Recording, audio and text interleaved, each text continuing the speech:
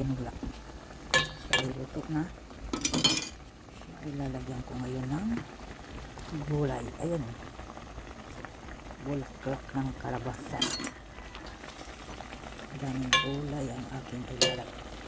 Pitsay, bagong pitas, pitsay at spinach.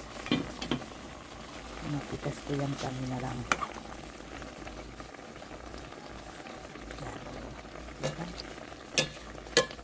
Yan. It's done again. It's done na. Pwede nang kumain. Wow, makulay ang aking sabaw. Diba?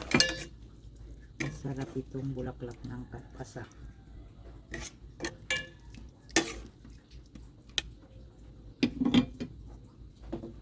May sabaw na ako.